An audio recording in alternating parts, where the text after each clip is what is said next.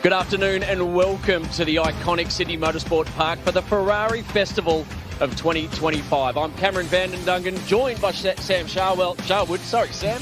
We'll get there eventually, but right behind us we are getting set for the race. Round 4 of the Ferrari Challenge Championship. We've been to Bathurst, we've been to Phillip Island, and we've also been here at Sydney Motorsport Park. Race 1 for the weekend about to get underway. It's so exciting, Cam. So thrilled to be here. As you said, round 4 of the championship. 18 degrees, sunshine in Sydney, and the track conditions are perfect too. Ambient track temperature in the low 20s at the moment, which is perfect operating window for these cars and their tyres. Round 4 of 5, the first time we've seen these 296 challenge cars here in Australia. Really enjoying the season so far. Qualifying was a belter. We've got the pole man we'll have a chat to in a minute, but class battles are there. It's going to be a great race. Yeah, look, there are so many guys in the mix this weekend. Unfortunately, Anton Gintoni isn't here this weekend, so really it's kind of open slather. Anyone can go for this. A lot of guys are putting their names forward, and I think these two gentlemen at the front here might have something to say about who wins the first race of the weekend. All right, let's go and have a chat to some of our drivers and some of the people around there. Sam's going to jump in with our pole man. So we've got Enzo Chang here. Hello, Enzo. You have been a prodigy this season, and you've kept the team going again today. Tell us, congratulations on qualifying. How did it feel out there? Yeah, it felt great. The target was always going to be at 29, and we got it.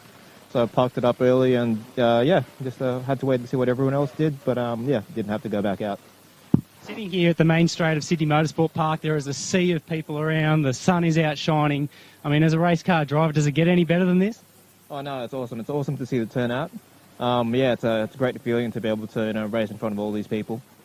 We've seen from qualifying today and across the season, you're very measured in your approach to racing. What is the strategy for the race today? Yeah, much of the same, just stay out of trouble, and I think if I can stay in front after the first couple of laps, I should have the pace to cruise home. It's great to chat to you so close to the race. Thank you for your time and good luck. We'll head around to Cameron Campbell, of course, second here in qualifying today, and a real consistent. I'm going to actually steal the camera for 2 seconds, and I'm going to grab over here a very special guest, a VIP, if you will. Please, Jan Vos, President of Ferrari Australasia, the Ferrari Festival. Wonderful to see so many people here celebrating these beautiful cars.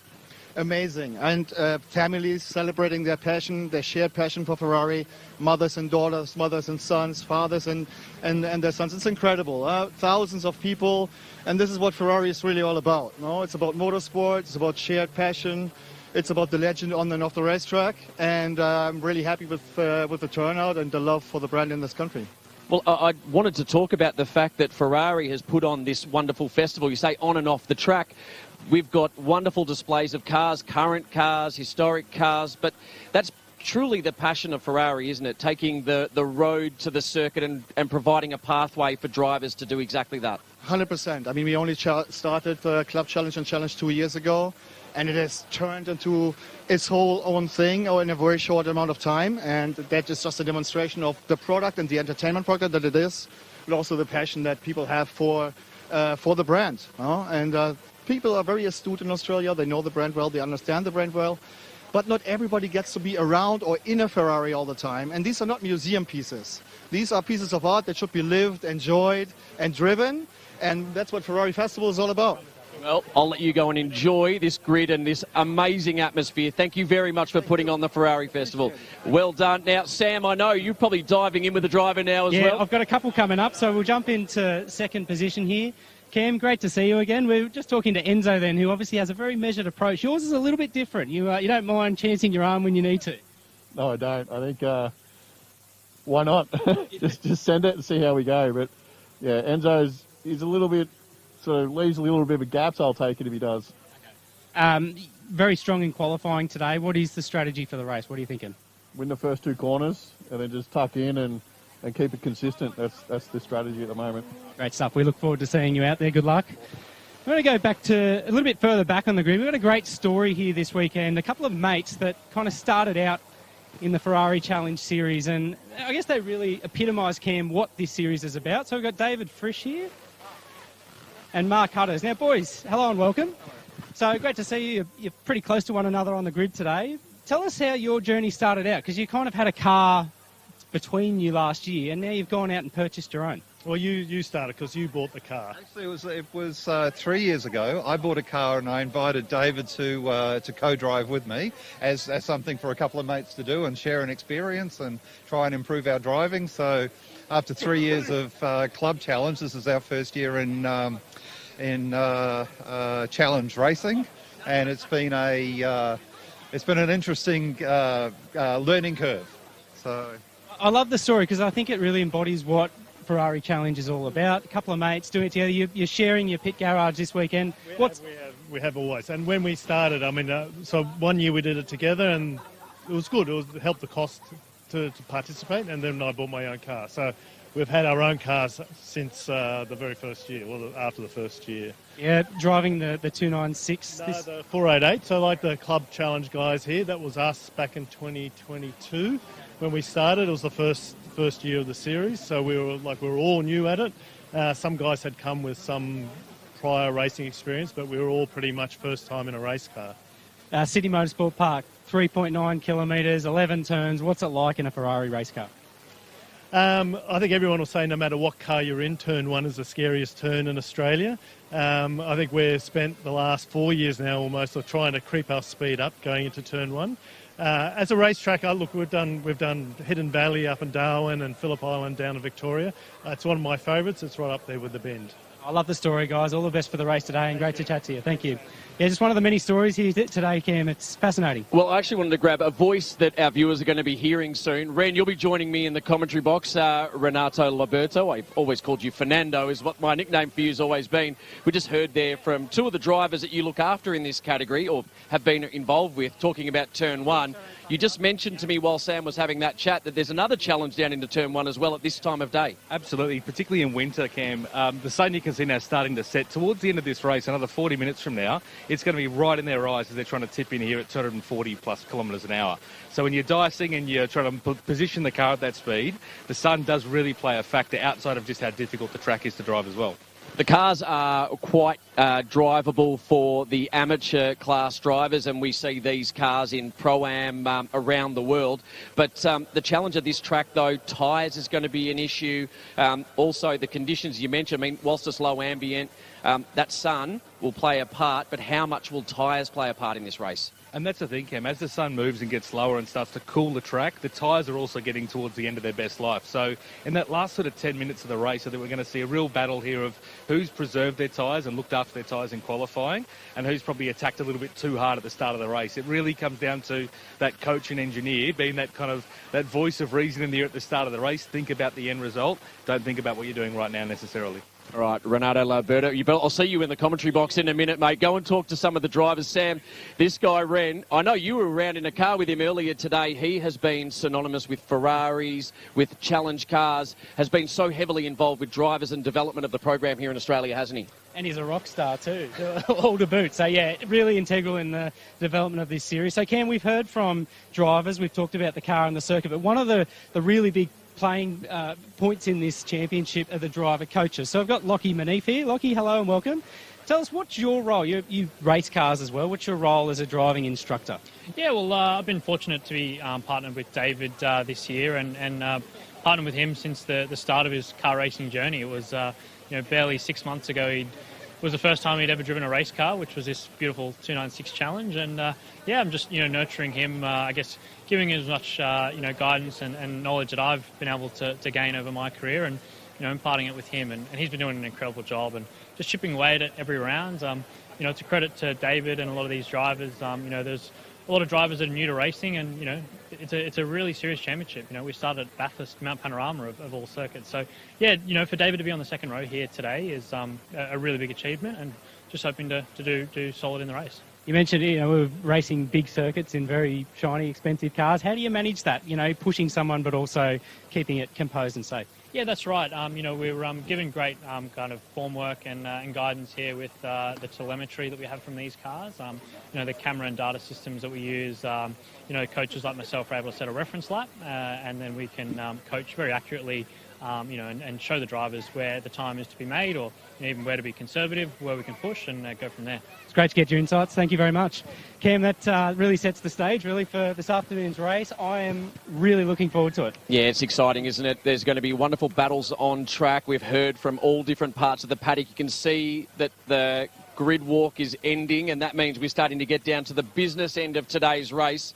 It is a tyre strategy race, as we've heard earlier on in qualifying before our broadcast. We were having some conversations that the tyre really only has a 2-lap window to get the optimum out of it, but the variability and the fact that these aren't professional race car drivers behind the wheel means that it could be any number of drivers that gets the win in race one. Absolutely, and the variability in personalities as well. Like we heard from Enzo and Cam at the front there. One is sort of, holding back a little bit more cautious, whereas the other one doesn't mind chancing his arm. And as a fan of the sport, I love seeing that, because we don't know what's going to happen, right? We just don't, mid-race distance, anything could happen. We don't know what's going to happen, but if you stick around, it's going to happen very soon. But before we do that, part of the Ferrari family, and you heard from the president of Australasia before, it is a family. Sir Lewis Hamilton and Charles Leclerc, well, they tell you that they've just been out in a car that they say is the fastest road car they've ever been in. Woo-wee. This thing is quick. It's so fast. This is the fastest road car I've ever been in. Hello. Yeah. How are you? What's that? Come to be Having car. pilot. You're driving me? Oh, shoot. All right. Let's do it. I was waiting for you. Let's do it. Ciao tutti. So are you ready, LH? Yeah. This is nice. It's fast. Holy Wow.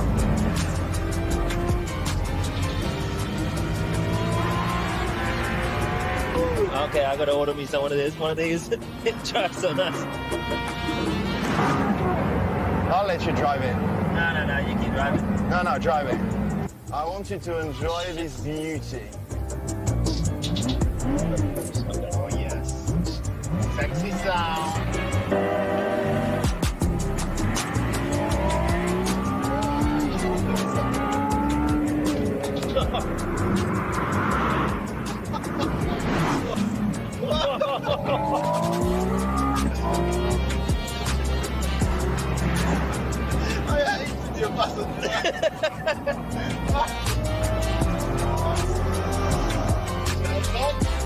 Wow, the brake is unbelievable. Brake's really good.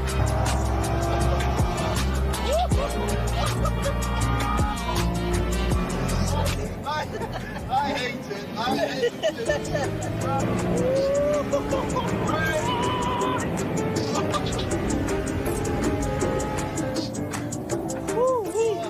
This thing is quick. It's so fast. This is the fastest road car I've ever been in.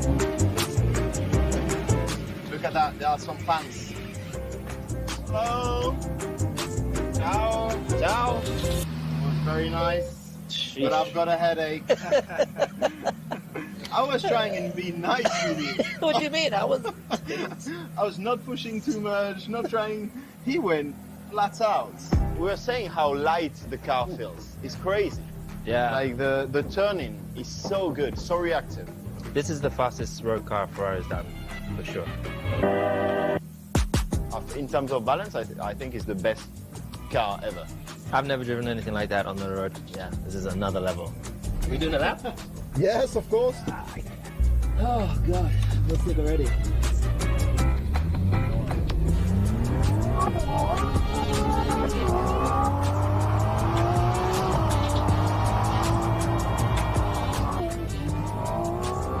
It's got good downforce as well, huh?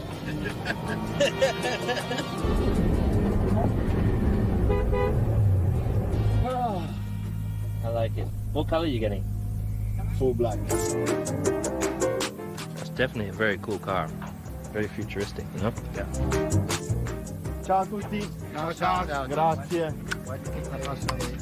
That's it. Thanks so much. Thanks. Wonderful to see Charles Leclerc and Sir Lewis Hamilton enjoying the Ferrari road cars, and high praise indeed from both of them when you consider the cars they drive. They'll be in action this weekend, this evening, in fact, in Austria as part of their World Championship, well, constructors bid, because it looks like it's a bridge too far when it comes to McLaren. We're not far away from getting the cars out onto the track and preparing for their race here, race 1 of the Trofeo Pirelli Ferrari Challenge. Let's have a look at the Sydney Motorsport Park track, and we heard from some of the drivers earlier, turn 1 is a frightening corner. It is exceptionally quick.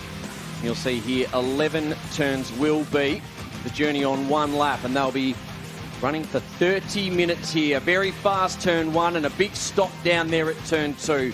Then it's about rotating the car and maintaining corner exit as you make your way through the second sector, which winds its way all the way up to turn number 9. And the final sector of the track is pretty much about getting off that final turn, because it's a very long run down this front straight. There's Enzo Cheng. He'll be starting on pole position. Cameron Campbell sits alongside him. 2 different categories of cars. So the Trofeo Pirelli with Cameron Campbell, and then the Copper Shell entry of Enzo Cheng.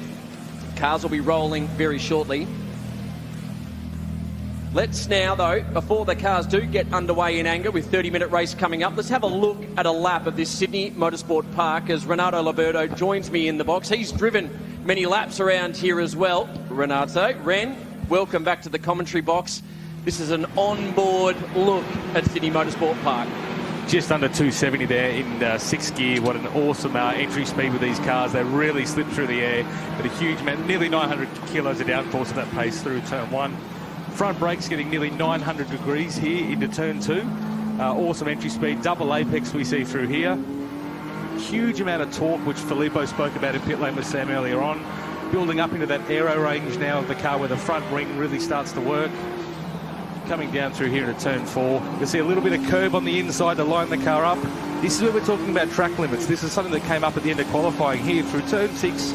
They can use all of the concrete on the right if they want to. Enzo giving a little bit away to Cameron there. I think Cameron's probably got the upper hand, which in the race could see an opportunity for overtaking here.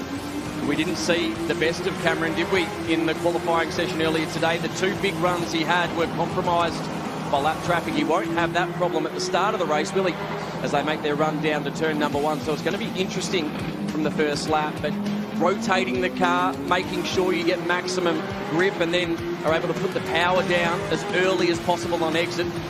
I know they've got traction control, but still you want the car straight and planting the foot at 100% throttle. That's right. Otherwise you do start to wear the tyre, and that's what we've been talking about a little bit through practice and qualifying, is we've got to conserve this tyre. The same tyre they're going to race on now for 30 minutes they've done qualifying on. And that is a lap of Sydney Motorsport Park. Ren, I know you enjoyed it earlier today in the safety car, but this is nothing like taking to a track in real anger, is there? No, I mean, these cars are fantastic. They're really accessible race cars, and they're very, very fast, as you see there. Going sub 130 here and anything is a fantastic effort. What's interesting is what we spoke about before is the position of the sun currently on the front grid.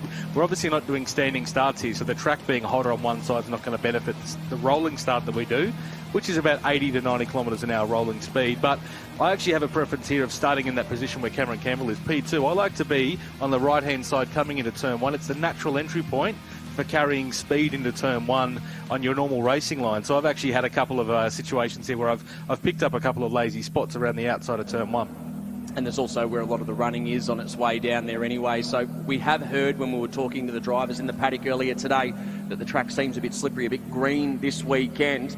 And any little advantage you can get off the start line will be beneficial for the driver. Now, there's 3 different classes that can be identified out there on track. Take us through how you can work them out and what differentiates each of these classes. Sure thing, Cam. So we've got our premium class here is the Trofeo Pirelli. They're designated by a red banner across the top, and that's our more experienced 296 drivers, so you tend to see them towards the more front of the field. Their numbers of those cars are between 1 and 99 as well, so it helps you from a timing point of view, but also visually. The red banner and the red mirrors on the cars stands out. Next is our Copper Shell, which are a yellow banner across the front there. So as we're seeing on screen now with David Trewerne's car, the yellow banner across the top there and a number between 100 and 199 is our Copper Shell class, and that is for newer drivers with a bit less experience racing. But as you've seen here with Enzo Cheng, top qualifying, obviously he's driving extremely well. Last but not least, the Trofeo Pirelli 488 class, which are our blue banners. That's for the 488 Challenge Evo, the previous model, but with 670 horsepower, it's still no slouch around the racetrack here. Look at that, timed it perfectly. They've rolled now. We've gone green on this session. Still behind the safety car, but the clock starts counting down now. Start procedures are always important, aren't they? So take us through how you get one of these things into a race start.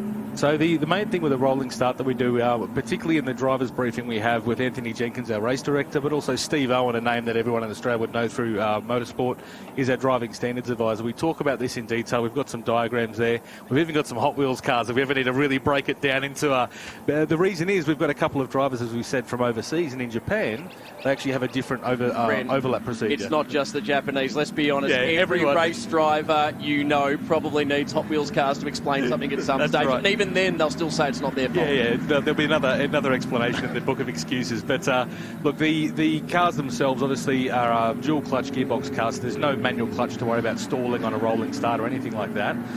But really, with a twin turbocharged engine, there are a couple little tricks up our sleeve where we can kind of stall the car up with a little bit of left foot brake to kind of build extra boost for that rolling start. But really, two lines, no overlap. You just don't want to get a penalty. You want to stay as close as you can to those cars in front. Let's run through the grid for race number 1. Enzo Cheng will start on pole position. He gets 1 additional championship point to his name as a result of that pole position. Cameron Campbell, a compromised run in qualifying, but still got himself onto the front row and will be starting on the outside as we get this one underway shortly. Hutters and Trewern are row number 2, Norden and Frisch. Row number 3, Taguchi and Jared Ferrari, who finished that qualifying session in the wall down at turn number 1. He managed to hold on to that position. Then Stephen Walker, Van Leeuwenhout, Bolden, Kai and Jim Politina. I'm not sure if I saw the car get back out. He was having a fuel filter issue, I think. There was one of the issues earlier today. Giving me the thumbs up. That means Jim Politina will be starting off the rear of the grid and a car to watch out for. Yeah, as I said in qualifying, experienced racing driver who's always shown strong racecraft in the races so far this year, but also he's coming into this with brand new tyres. He didn't set a time or even get out of pit lane in qualifying, so he is going to be running from rear of grid on absolutely brand new fresh rubber. So I expect him to be a bit of a mover and shaker and probably working the tyres very, very hard right now to give him a confident tyre to start this race. So we start to make our way into race start territory. Still a little bit more time. They've gotten themselves into side-by-side file. The safety car disappears into the distance. We'll be in the hands now of Enzo Cheng. Cameron Campbell will be starting alongside him. The sun is starting to set. That will play a part as the safety car makes its way into pit lane. Race 1 for the Trofeo Pirelli Ferrari Challenge here at the Ferrari Festival Sydney is about to be underway. The stands are packed with so many fans. The Tifosi out in force, and Enzo Cheng gets a good jump. But just as we heard before, the outside line might be the one as Cameron Campbell sweeps around the outside. Can he hold on? Because if he gets some overlap, he's not going to be able to do it. Enzo Cheng has the inside line, and that will give him the corner down at turn 2, a very heavy stop. And cars making their way through nice and tidy on the first lap. And it's Enzo Cheng from Cameron Campbell. You can see Jim Politina there. I think he's already picked up 5 spots by turn 2. Really aggressive around the outside of 1, really late on the brakes into turn 2, maximising that new tyre. He really wants to get a wriggle on and catch up to those guys, because if he loses the back of them, he's going to have to really work hard through the middle of the race to try and close that gap and then overly wear his tyres. So it's really interesting to see how he goes in the next sort of 2 laps getting through that midfield. Credit to the 2 drivers out in front. Cheng held his nerve on the inside. He knew if he could just stay there, he'd have the inside run through turn 2. But the battle's heading up there for third. Hutters and Norden, they're duking it out for the final spot on the podium. 25 minutes and change remaining in this race, so it's frantic early. It's an excellent drop by Emil. I saw him on the grid there for the grid walk just now. Seems very relaxed in the car. Did a really top job in quality. This is his first race in Ferrari Challenge. So he's turned up and put the car near the front of the field and is driving great on the first lap. Hutters, very experienced in Club Challenge, wearing the number 1. We do have a sort of championship within the Ferrari Club Challenge program. He was our best driver last year coming into the championship, so he's wearing number 1. So for Emil to jump in and be battling with the guy with number 1 on the car is a pretty awesome effort from him. Yeah, not just battling, really threatening, isn't he? And Campbell has dropped right back to them. A move further back. That's one of our Trofeo Pirelli entries. Politina on the hunts already, moving the car up into P6 now past David Frisch. Great effort. Down to turn number 2 we go. Cameron Campbell dropping away. That was a lovely, tidy line there from Norton as Hutters just ran a bit wide on exit, probably looking for squaring off the corner slightly, but played into the hands of Norton. And Hutters was only here just recently racing, actually. He did the Sydney 300 with David Frisch and one of the other Club Challenge competitors. So he's, primed to go. He's done the last round here, round 3 of the championship, Sydney 300 in here. Mark is obviously here to race this time. He's really putting in a good performance. Big moves going on, and he continues his charge. Just Jim Policina. He's going to be a threat at the back end of this one. You called it. You said the tyres will help. He's a great racer. We've known him through Touring Car Masters. We've known him through Super 3. Many, many kilometres under his belt. Also spent time in the Australian Production Car Championship as Jim Policina, and he finds himself now from the back of the grid up inside the top 5 in less than 6 minutes of racing. And he's as experienced as he is in all those categories, and he can, I've seen him pedal those big horsepower cars on those, narrow tyres. We know he knows how to drive a car, but he's humble enough to kind of accept the coaching that's coming from the guys who are experienced with aerodynamics. That's the big difference for him. He's jumping into a car with a heavy spring rate and a lot of aero over the car. He's understanding how to exploit the best that those cars have got, and he's still chipping away at that. And he's... Oh, no! It's a big move. That's Emil Norton there. Oh, no, he's into the wall heavily. Big contact down at turn 1. Just got loose on the exit. And race control will be straight onto this one. That is big contact by Emil Norton. He was doing such a good job and just got loose at one of the fastest corners in Australian motorsport. It was hard into the wall on driver's left. So the rest of the car's just doing the right thing as the safety car is now deployed. And unfortunately, we'll see the replay here. Coming down into turn number 1, the yellow entry of Norton. He's trying to maintain the pressure on Hutters, just gets loose on exit. Looks like he's lifted off the accelerator, and that's fired him off into the left. And that's heavy damage. And I think, given the distance he was behind Hutters there at that sort of speed, I think he would have just got front-end aero wash. Just the turbulent air coming off the rear wing and diffuser of this car, tumbling behind Hutters' car, blowing into the front end of Emil's car. They would have lessened the grip on the front end. You could see the car just gradually moved its way offline into the concrete, then onto the grass. Very, very safe and solid cars here, so I'm sure Emil will get out of that car okay, but it's sad to see that happen, particularly for race 1. Yeah, you see the strength of the Ferrari vehicles and the way they're designed to be able to minimise any of the impact in the cockpit. So you can see the front throwing itself apart, and that actually is what a lot of good design does. It takes that energy away from the cockpit. Absolutely spot on, yeah. It's really sad to see when that happens, but yeah, every piece of vehicle that's coming off in that accident is helping the occupant of the car. It's designed to absorb and then dissipate as part of that. They're an incredibly well-built race car with a safety cell and the halo seats and everything they've got in them. So driver occupant safety is the number 1 priority. It is sad to see when a car like that, with a beautiful car like this, gets damaged, but the main thing is the driver's okay. The cars can always be fixed. So we've got this one under control of the safety car. Anthony Jenkins, our clerk of course in race control. He's made a call very early. It's the right decision. So while we're taking a breather out on track, let's go down to pit lane and check in with Sam Sharwood. Yeah, guys, look, an important consideration here this weekend. Just talking to one of the driver coaches, they said with that incident, obviously the car's just dropped a wheel and that's all it took to send it off track. But the other big, consideration here is the setting sun and, I guess, the risk that sort of poses for drivers. Now, this driver coach I was talking to said that, particularly coming into turn 1, it can be particularly bad, and the only thing you can really do for it is pull down your visor. So we know that turn 1 is fairly precarious at the best of times. Imagine doing it, not being able to see everything. It'd be quite interesting. Sam, it's a very good point you make. There's a few racetracks, and Ren, you'll know exactly the spots I'm talking about around Australia. Coming up over Lukey Heights at this time of day at Phillip Island. Pretty much multiple places around Bathurst when you're even on the pit straight there at times when the sun really sets you can't see much, can you? No, and particularly having done a few 12-hour races there as well, depending on what time you're in the car, you get it in the morning and you get it in the afternoon at different parts of the track. It's the gift that keeps on giving there. But it is, as we sort of said, it's not just a difficult track in terms of the topology here. You mentioned earlier on about the track brief that it was built for motorbike racing.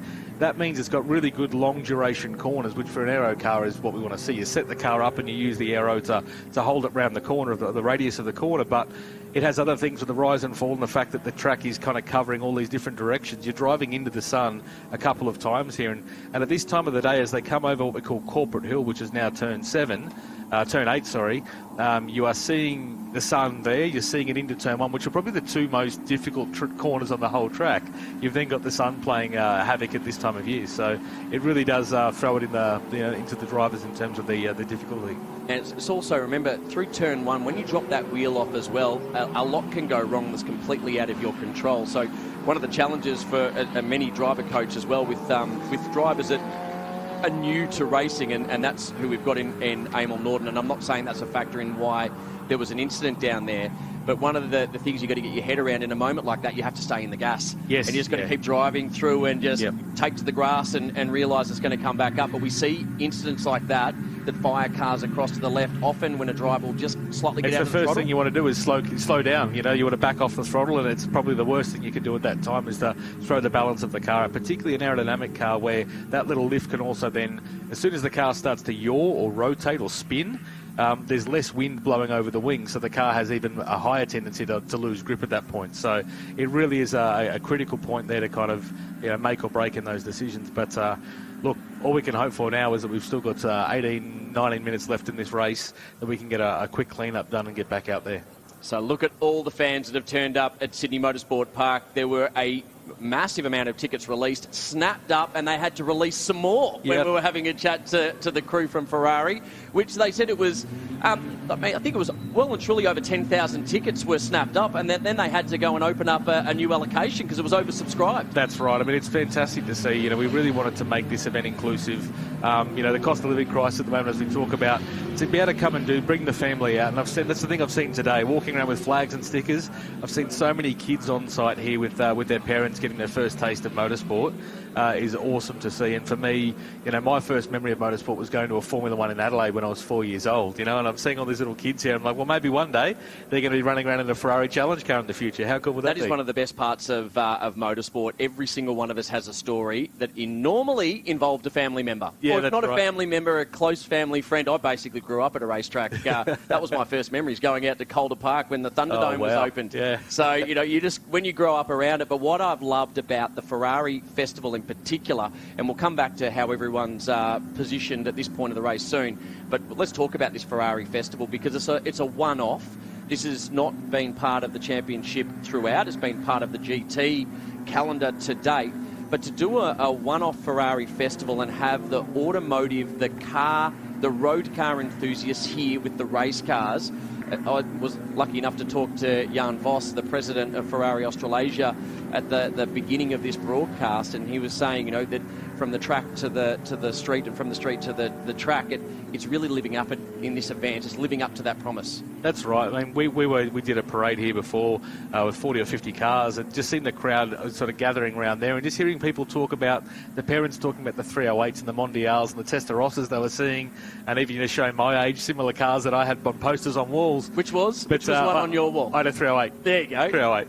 I was even chuckling at seeing the Dino out there. Yeah. I always remember watching a couple of Dinos rolling around. And when they've been done up as beautifully as the cars that we saw here, they are immaculate. Yeah, it's fantastic to see that the fans are just as much involved in those road cars as they are for the race cars here. And that Ferrari Festival concept kind of comes out of a bigger event Ferrari does called the Ferrari Racing Days, but they kind of throw all their toys into the cot at the same time. We've got the Formula 1 program, F1 Clienti, the XX program there. We usually will have, in some cases, they've been running the new Le Mans hybrid cars there as demonstrations, as well as the customer programs. It really is an all-in brawl of Ferrari, and I guess this is that a light version of that, you might say, but it's really about giving people access to come and see these cars up close, walk around in the paddock area. We've got an Enzo there, we've got an F40 there, we've got the O'Kona cars with the SP2 and the SP3. There's some amazing metal there, and people can get within a couple of feet of it and sort of get up close. And we've also been opening doors, and people can look in the cars, and it's fantastic. I've got a big smile on my face because you opened the door to something that I wanted to talk about on this broadcast, and that is Le Mans and Ferrari and the incredible achievement this year. There is something...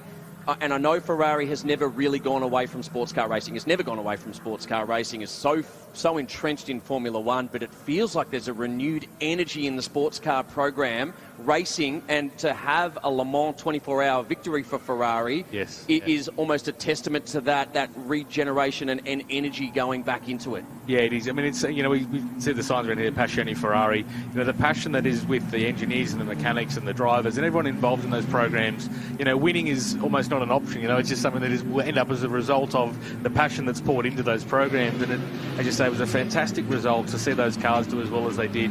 But knowing so many of the people that have been involved in those programs over the years as well, the amount of work that's gone into it, it's not just the 24 hours they've conquered, it's the years before of development in those programs. It's amazing to see. And I think, as I've mentioned previous, we've got some of the team from AF Course here. So we've got mechanics that are involved in those programs in Europe here this weekend, helping work on these cars, engineer these cars, and obviously assist us with technical support as well. I'm going to give a shout out to our volunteer officials. Look at the job they've already done to get the track cleaned up and get us closer to a green flag and getting back underway racing. So a big shout out to all of our Motorsport Australia volunteer officials that are out there doing a wonderful job this weekend. We really appreciate everything you do. We don't have much of a sport without volunteer officials. Absolutely, yeah. 14 minutes remaining and one lap in this race number 1 of the Trofeo Pirelli Ferrari Challenge.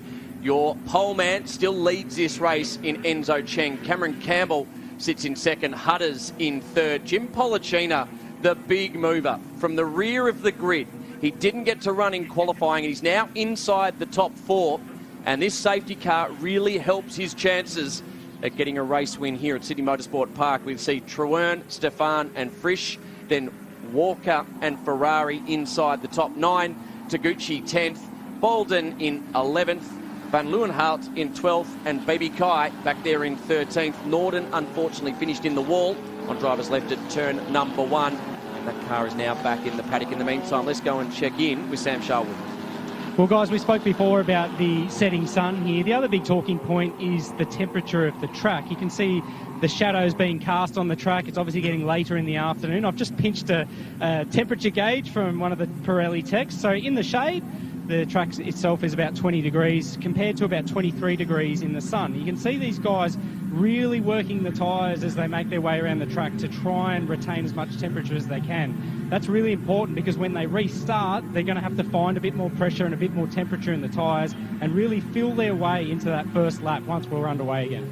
Restart is imminent now. Thank you very much, Sam Sharwood. And I saw Ren just smiling when you were talking about tyres. What have you got for us, Ren, before we get this one back underway? On our group chat, Terry Stott, the engineer behind that car, with Ben Porter being the coach, has said Jim Pollicina is keen for a restart. He knows he's on greener tyres than everyone there. This has now bunched the field up, and we know he's here to race. He's been really aggressive on those first couple of laps, so eyes are on car 7. They're coming in P4 at the moment. All right, Enzo Cheng, he presses the loud pedal and gets this one back underway with 12 minutes and 1 lap remaining. Race number 1, the Trofeo Pirelli Ferrari Challenge.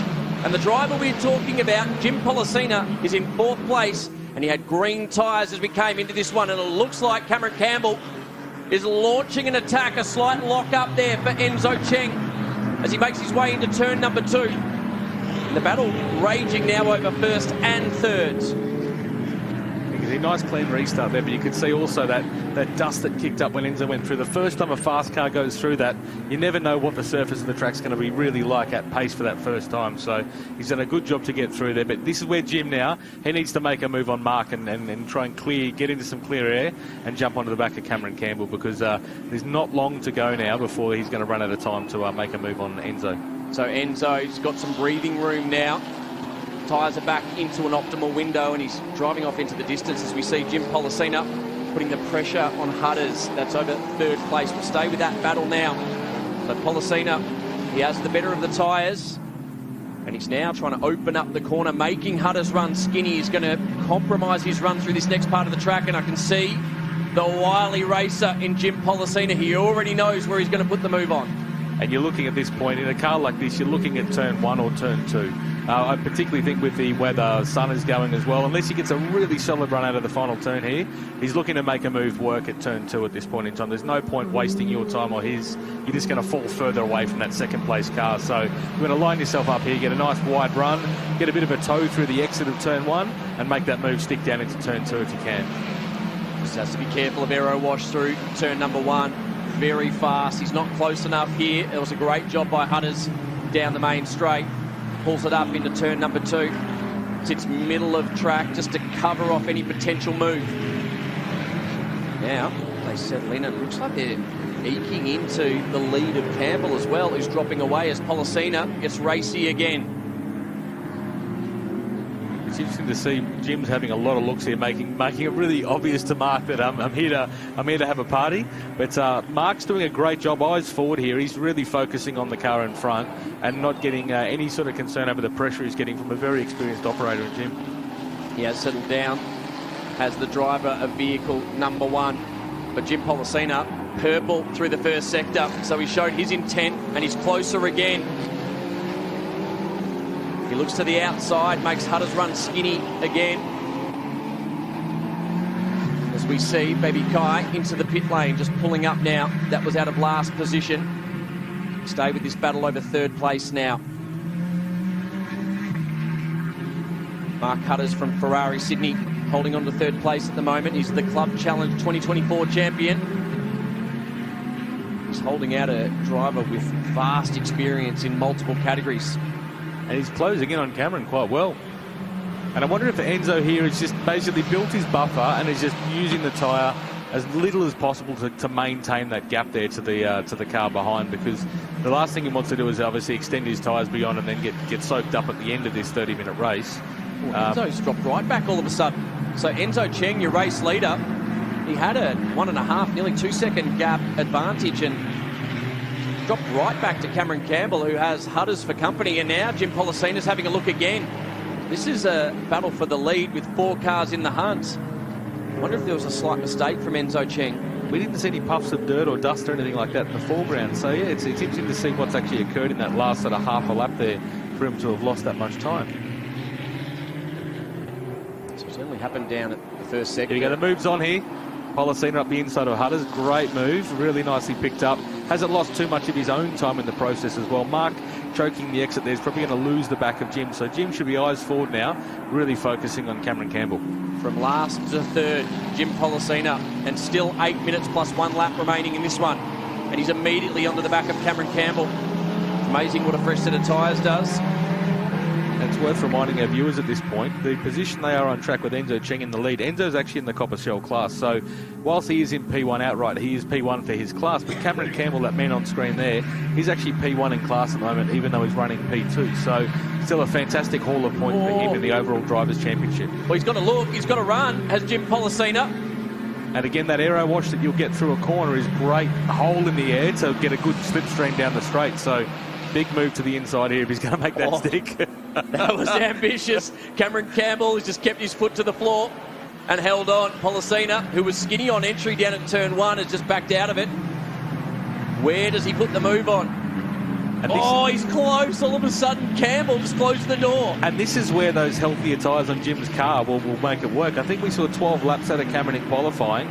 Jim's car's obviously that much newer on tyres, so that's where we're going to see that work, is at the lower speed corners where he's got the rotation and the rear end stability to make a low speed move work and those longer duration corners. You can just see how much experience he has as a racer. He's making Campbell lean on the tyres, and he runs a bit wide there. I think he might even have been outside of track limits, and Policina mounts a bit up the inside. Aborts, and I'm glad he aborted, because we might have had 2 cars off track at the results as a result of Campbell aggressively holding on to second place or first in class. And Steve Owen makes it very clear in terms of a move here. We use the mirrors, which you can see very clearly on those 2 cars. The driver's mirrors is the position where we're giving the giving racing room or holding position. So unless they're mirrors deep into that corner, they can be seen for maybe impeding or blocking the other car. But I think that was just fair racing there. Cameron was having none of it, and Jim wanted to have a little bit of a look. But I'd say probably won't do that again at turn 6. But he's definitely back on the tail of that car. He's clearly got the pace that Cameron doesn't have over that middle sector. So whilst they're battling for second on track, it is for the win in their class. So it's a Copper Shell car out in the lead. Trofeo Pirelli, the top tier within the challenge class, or within the challenge category, I should say, is duking it out over second and is bringing Hutters back into the battle as well. A very aggressive line from Cameron Campbell, and he holds out Jim Policina. What that'll be saying to Jim Policina is, you really have to get the move done early or I'm shutting the gate. Even if it's a little late. We go again. 5.5 minutes plus 1 lap remaining in race number 1. The sun continues to set. The track temp will be starting to dive, particularly in the shadow sections. And that is what we were talking about, the aggressive move. He had to get it done early, did Pollicina, and he had the inside run, and Cameron Campbell was not giving it to him. But Pollicina took it anyway. And you can see that big slide now. The last couple of laps, Jim's had a big slide coming out of turn 6 there. He's obviously got the traction backed off a little bit, but he is going to be pushing those tyres hard. So whilst we're saying they're newer, you can still overheat the tyre, and chemically the tyre won't give you the same grip. So now he's got to try and get that clean air, which it looks like he's managed to gather up pretty quickly, not have to worry behind. But that move again was, Cameron was having none of it, moving the car right over, giving Jim not much space there. Jim didn't even need to take the whole curb, so really polite move there by Cam at the end. He realised he had to give that up, and then in that situation you don't want to lose too much for the car that's overtaking you, so he had to realise to yield and then just get back onto it behind him.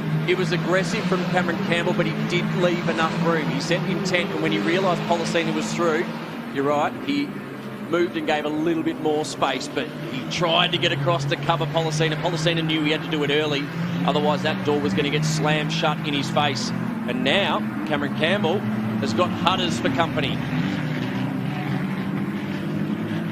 And he might have just hurt the tyres a little bit too much, just in that sort of defensive play that he was putting against Jim Pollicina. I think he may have hurt the tyres a little bit. Mark's just been waiting there to jump, and that's a great effort by Mark just to maintain that gap to those lead cars and have this opportunity here as we're closing in with just under 4 minutes to go. Let's get an update now from Sam Sharwood down in the pit lane. Baby Kai has not come back out on track. Sam, you got an update on that 275 entry? Yeah, unfortunately, it's an early retirement for him. The faulty radiator hose in the car has forced him to come off track. It's dropped a little bit of water on the way out, but they'll reset for tomorrow. And talking about dropping something, Mark Hutters has dropped his car out on track as well with a spin just as we went down to Sam, and that was in the battle for third outright.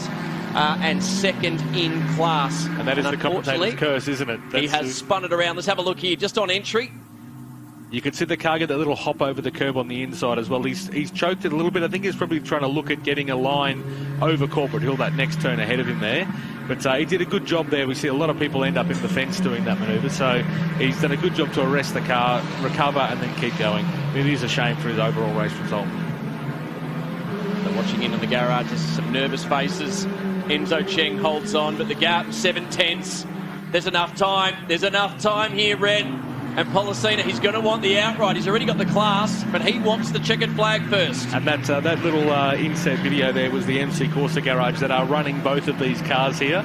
By the looks of it, I think they need a bigger TV. They're all hunched around. We need to get them a big screen TV in there. But look, they're going to be biting fingernails off. Adriano Giorgi, the team principal, puts his heart and soul into this team. And obviously having his two cars potentially duking it out in the last lap or two of the race is probably the most stressful situation he can have at the moment. 6/10. He's in the window. He's attached now. So don't worry about the time margin. Now a little bit of a wiggle.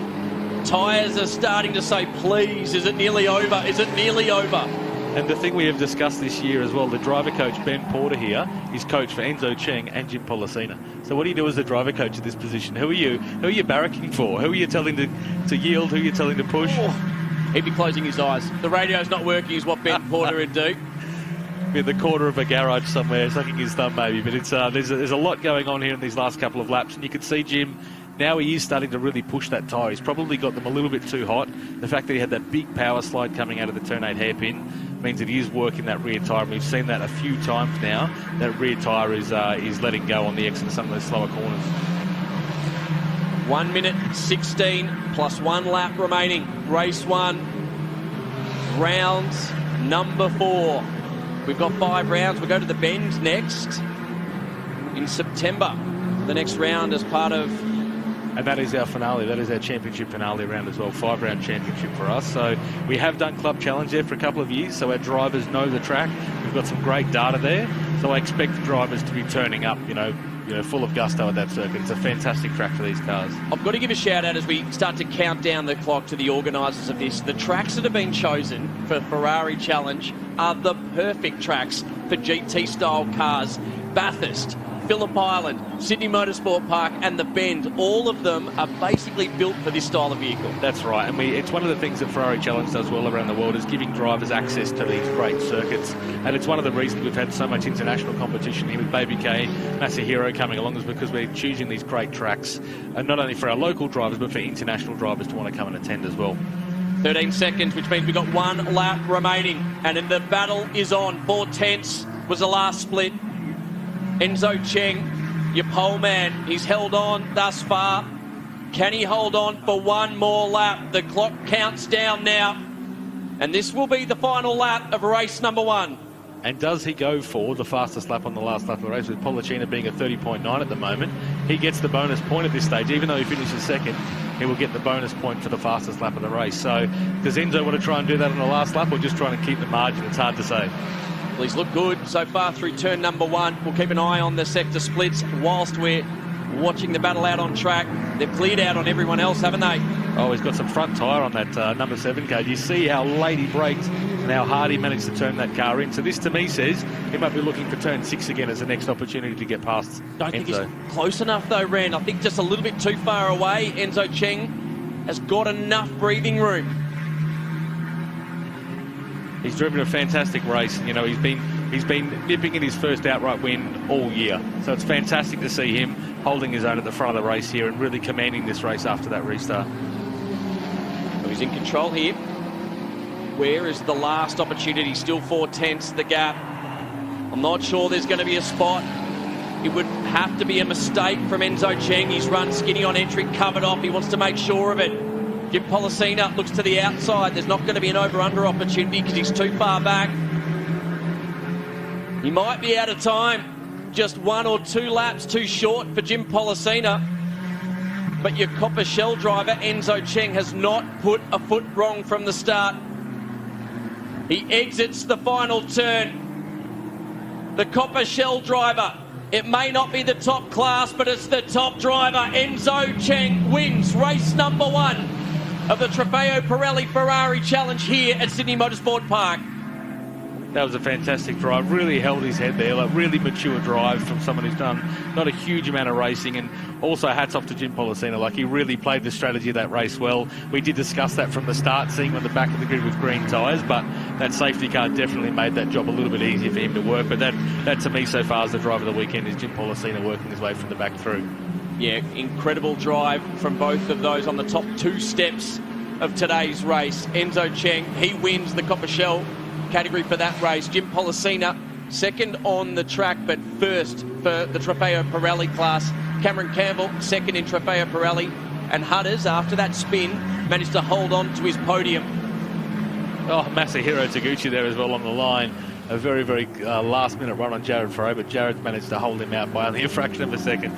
Well, Truern and Frisch are also on the podium for Copper Shell.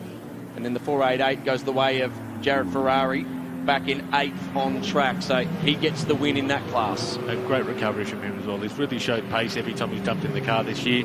Turns out that moment he had at turn 1 was basically a water pipe had failed, throwing water over the rear tyres, so he's really just focused on getting the car back out there for this race. Great race for a Trofeo Pirelli Ferrari Challenge. Race number 1 is part of round 4 here at the Ferrari Festival. Enzo Cheng is your race winner, and he wins the Copper Shell class as well. Jim Pollicina and Cameron Campbell, 2nd and 3rd. Mark Hutters and David Truern in 4th and 5th. We look further back down the grid to 10th place, Micho Stefan. Paul van Leeuwenhout back there in 11th. Tony Bailden there in 12th. And Baby K back in 13th. He was in the pit lane, though, towards the end of that race. So unfortunate for Baby K. And that was that big moment down at turn number 1 that brought out the extended safety car period. That was the end of Norton's race early on in this one. So let's look at the race finish, or is this the restart at the moment? Looking at the highlights now as they make their way down into turn number 1. That was Enzo Cheng on the rolling start. The restart there. And it was unfortunate coming up in the background in a second. You'll see one of our drivers fire off. But Enzo Cheng held off a hard-charging Cameron Campbell early on in that race. That was Mark Hutters, the number 1, and he was holding out Jim Pollicina. That's Baby K that was back in pit lane. And Jim Pollicina put the same move on twice. He was made to work for it the second time. Hutters left him enough room to get through. And it wasn't much longer that he did the exact same move on Cameron Campbell, but Cameron was not going to give it to him. The big squeeze there. Made him work for it, but he did give him enough space. So aggressive but fair from Cameron Campbell. And Jim Policina worked his way from the back of the grid all the way up to second place. That was Mark Hutters we're watching on screen. He had a slight spin right there. Now that compromised his run, but he was able to get back up and running and finished behind Cameron Campbell. So although he had the spin, did not lose the position. And then the threat was, or the gauntlet I should say, was thrown down by Jim Policina on that last lap, last 2 laps really for Enzo Cheng. But Enzo Cheng had enough in store, or at least up his sleeve, and got the job done in race number 1. And he's looking like the perfect weekend it could be on for Enzo Cheng. That's team principal Adriano Giorgi there, just giving him a big pat on the back and a big well done. He's probably can have a bit of a breathe in now as well after those last few laps with Jim and Enzo juicing it out. What a great race it was, Ren. Thank you very much for joining me in the commentary box. We're going to go down now, though, to Sam Sharwood, who's got our race winners. Yes, guys, everyone's soaking it up here in pit lane at the moment. We'll jump in with Enzo Cheng first. Enzo, congratulations. That was a very, very, very measured race. You managed it so well, but, you had Jim charging so hard at the end there. Congratulations. Oh, thank you very much. Yeah, I think with that safety car coming out, it really allowed Jim to close the gap. And, just watching him work his way up through the field with my mirrors. And, had to do my best to hold him off those last few laps. We're talking in comms about the setting sun here, but also the shadows which were cooling down the track. You had all that to sort of manage from the front. Was it difficult? Look, I've done lots of laps around here, so in all sorts of conditions. So I just put the visor down and just keep going. What's the plan for tomorrow? Oh, the exact same thing. Rinse and repeat. Congratulations. I saw your crew was very, very happy with the results, so job well done. Thank you very much. We'll keep on moving around. We've got Jim here. Jim, congratulations. What a charge that was. I gone from talking to you this morning where you weren't able to get out in the session at all to that. Tell me through it. Talk me through it. I'm starting off last, but on a good set of tyres, obviously. They hadn't done quali, so we had a bit of a tyre advantage and made the most of it. Cut through the traffic as fast as I could, but held up a little bit behind a couple of guys, but Enzo did a cracking job. I stuck it up inside a couple of times, but he held me out, and he drove really well, and I'm very happy with the result. It looked like you were having a lot of fun. Were you having a lot of fun? Oh, it was a total blast. I mean, I can't explain that. It was just fantastic to come from the rear and go through most of the field. It just makes the day really worthwhile. Good stuff. Enjoy the rest of the weekend. Thank you. Thank you very much. Appreciate it. Guys, we'll make our way through. Congratulations. Thank you. Thank you. What a race that was. We had a bit of everything, didn't we? Can you talk me through it from where you were sitting? Look, fairly uneventful start. Probably got caught on the inside a little bit and got a couple of cars around the outside into turn 2. But then settled in and then, of course, came across the big accident there. Managed to avoid a bit of the debris and then, really just kind of settled the race. Had a really good race, bit of fighting with David Truern, 170, bit of side-by-side. And then, just avoiding the little bit of coolant that was down there as well caught me out and let him back fast. But, overall, good fun race. Certainly kept you guys on your toes. We've seen everything here at Sydney Motorsport Park, from Grand Prix bikes to supercars to time attack. What's it like in a 488? Look, it's a great car. It's, very fast car overall, but also pretty user-friendly, pretty easy thing to, get to grips with, and makes for some great racing. Good. Thank you very much, guys. A great way to open up the weekend. We'll go back to you. Well done down there, Sam. Good to see you with the stop area interviews. That guy is an absolute natural. Maybe he's got a career in media that he's been doing for most of his life. Good to see Sam Sharwood down there. We'll hear from him on the podium very shortly.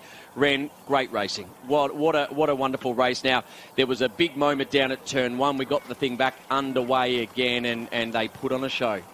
Yeah, look, it was fantastic racing, Cam, and it's good to see, particularly after the last round, see some new faces come in and some strong results with those people as well.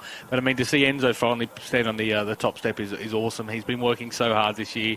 Really humble guy, but really, really fast driver.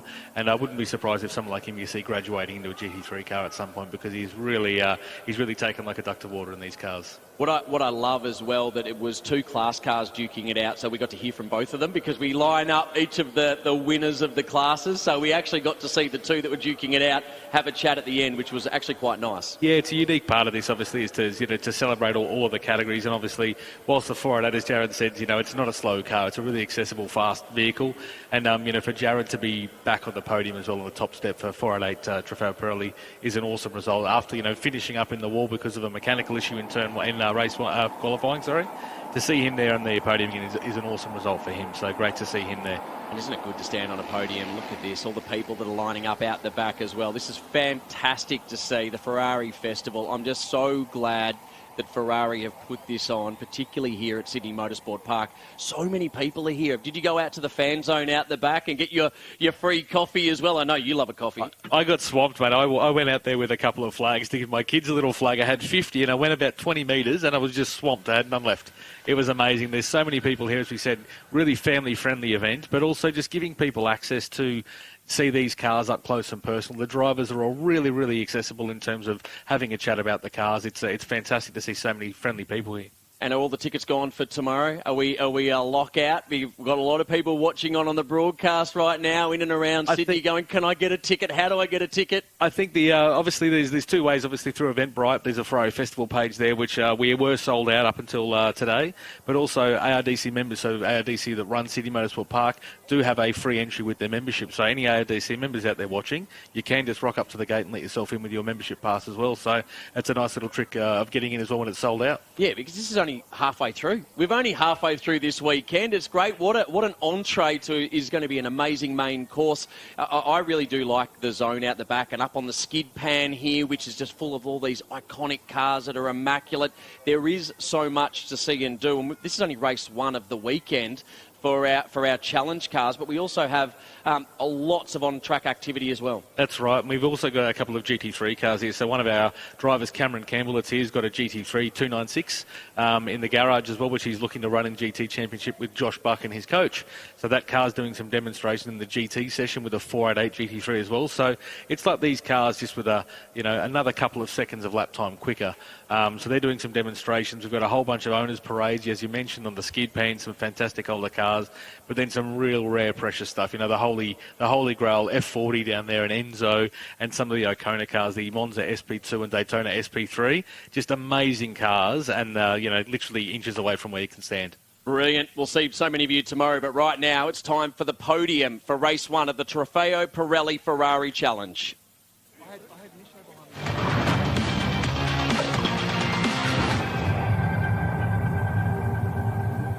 Well, what an action-packed day of racing here at the Sydney Motorsport Park. Round 4 of the Ferrari Challenge Trofeo Pirelli Australasia Championship.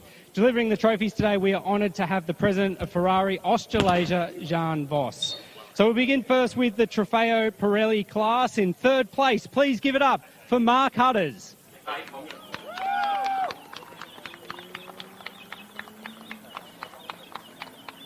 Well done, Mark. In second place, let's have a huge round of applause for Cam Campbell.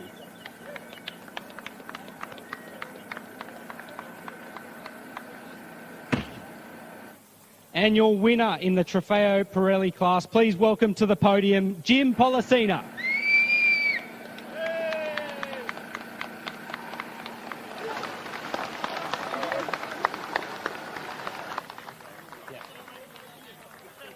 We'll continue here with our Trofeo Pirelli Award, which also goes to Jim Pollicina.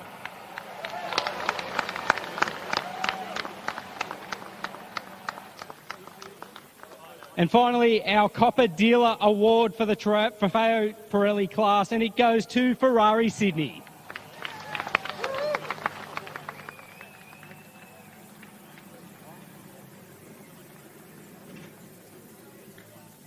Boys, we'll just let these guys get their picks.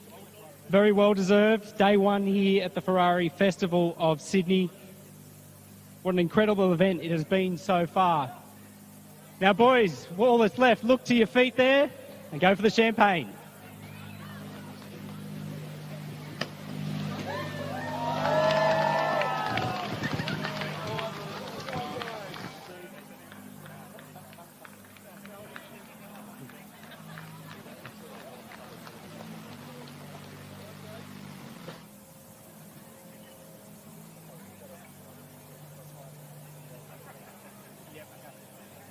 All right, moving on now to the Copper Shell class. Can we please have to the podium in third place, David Frisch.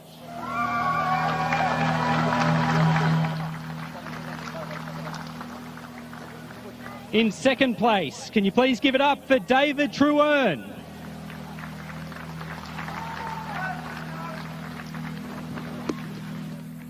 And of course, after a very impressive drive here at the City Motorsport Park, please make a huge round of applause for Enzo Chang.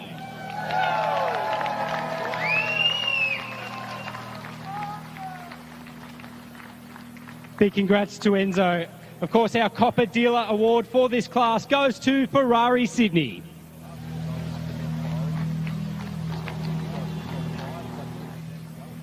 Once again, we'll let these guys grab a quick pic.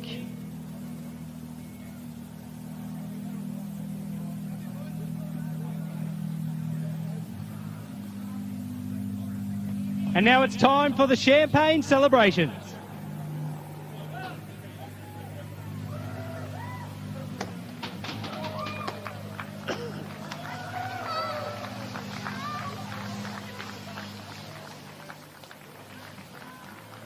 Great stuff. Congratulations to the podium of the Copper Shell class. Finally, ladies and gentlemen, let's bring up our podium for the Trofeo Pirelli 488 class. In second place, Misho Stefan.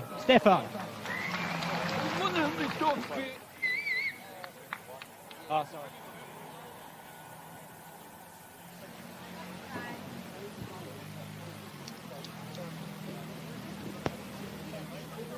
We'll bring Misho up.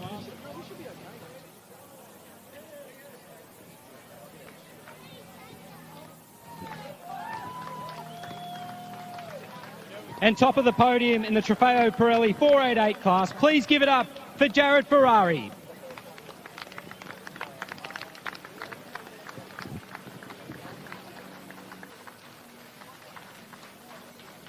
Couple of awards coming Jared's way this afternoon. He also takes out the Trofeo Pirelli Award, as well as the Copper Dealer, which of course goes to Barbagallo Ferrari. Please give it up for our top three in all classes.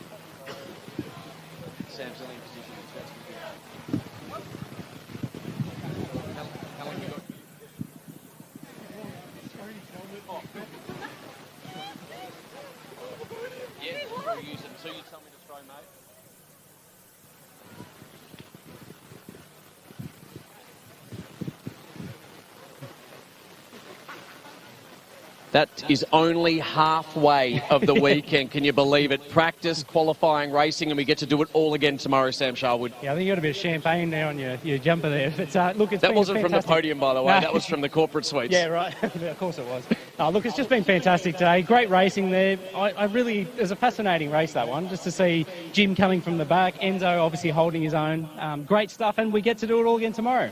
How good is that? We've got people on the podium called Enzo, people on the podium called Ferrari. It just felt like it was meant to happen. Yeah, absolutely. And this circuit, I mean, it's made for GT racing. I said before, we've seen Grand Prix bikes here, supercars obviously, but Ferraris at City Motorsport Park, it feels like a very natural fit. More than 10,000 tickets were snapped up for this weekend. Huge crowd here today. We get to do it all again tomorrow. From Renato Liberto, Sam Sharwood, Cameron Van den Dungen and everybody involved in the Ferrari Festival. Have a good night and we'll see you tomorrow.